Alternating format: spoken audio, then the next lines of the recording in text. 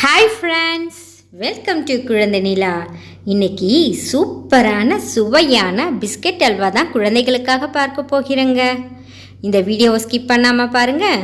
புதுசாக பார்க்குறவங்க சப்ஸ்கிரைப் பண்ணி பெல் ஐகான் ஆல் பட்டனை கிளிக் பண்ணிக்கிங்க. வாங்க நம்ம இப்போ வீடியோக்குள்ளே போகலாமா?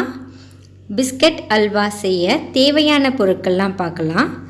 பிஸ்கெட் ஒரு 10 எடுத்துக்கலாம். நான் இன்றைக்கி மில்க் பிக்கிஸ் வாங்கியிருக்கேன். 10 ரூபா பேக்கெட்டு இருக்கும். அதில் ஒரு 10-11 பீஸ் இருக்கும். அதை எடுத்துக்கலாம். நெய் ஒரு 10 ஸ்பூன் எடுத்துக்கலாம். சர்க்கரை ஒரு 50 கிராம் எடுத்துக்கலாம். முந்திரி ஒரு 10. பால், காய்ச்சின பால் ஒரு கிளாஸ் எடுத்திருக்கேன். ஏலக்காய் 2.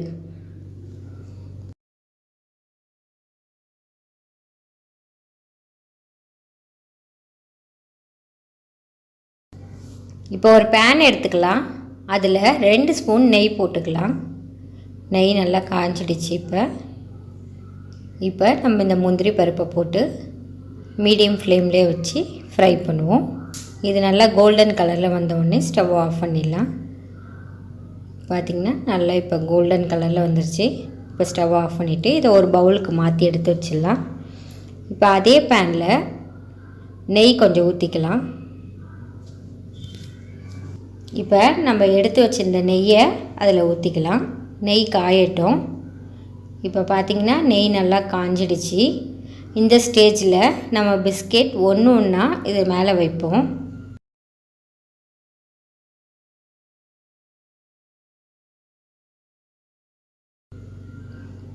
இந்த மாதிரி ஒன்றா வச்சுருங்க.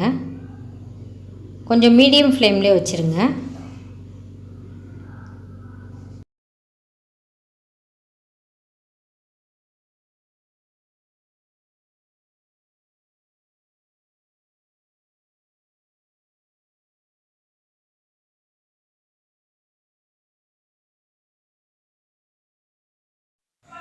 இந்த மாதிரி நெய் ஒரு ஸ்பூன் ஊற்றிக்கலாம் மேலே. இப்போ பால் இதில் ஊற்றிக்கலாம். கொஞ்சம் கொஞ்சமாக பால் ஊற்றிக்கலாம். ஃபுல்லாக ஊற்றிட வேணாம். கொஞ்சம் கொஞ்சமாக ஊற்றிட்டு அதை நல்லா நம்ம இந்த மாதிரி கிளறி விடுவோம். இந்த மாதிரி மீடியம் ஃப்ளேம்லேயே வச்சு கிளறிட்டே இருப்போம். இப்போ திருப்பியும் இன்னும் கொஞ்சம் மீதி இருக்குது பால். அந்த பாலையும் இதில் ஊற்றி நல்லா கிளறி விடுவோம்.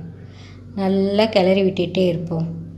உங்களுக்கு இந்த மாதிரி கஷ்டமாக இருந்ததுன்னா நீங்கள் மிக்சியில் பிஸ்கெட்டை நல்லா ஃபைனாக அரைச்சிட்டு அதையும் இந்த மாதிரி செய்யலாம் நீங்கள்.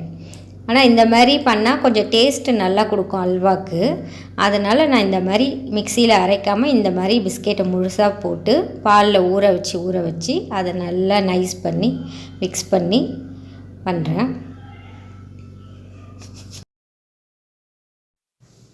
இப்போ பார்த்திங்கன்னா நல்லா அல்வா பதத்துக்கு வந்துடுச்சு. இந்த ஸ்டேஜில் நம்ம சுகர் போட்டுக்கலாம். சுகர் போட்டு நல்லா மிக்ஸ் பண்ணலாம். சிம்லேயே வச்சு மிக்ஸ் பண்ணுங்கள் நல்லா. இப்போ பார்த்திங்கன்னா நல்ல வாசனை வந்துட்டுருக்கு. இப்போ பார்த்திங்கன்னா சுகர் நல்லா கரைஞ்சிடுச்சு. சிம்லேயே வச்சு தான் செஞ்சால் நல்லாயிருக்கும். ரொம்ப ஸ்பீடாலாம் வச்சிடாதீங்க.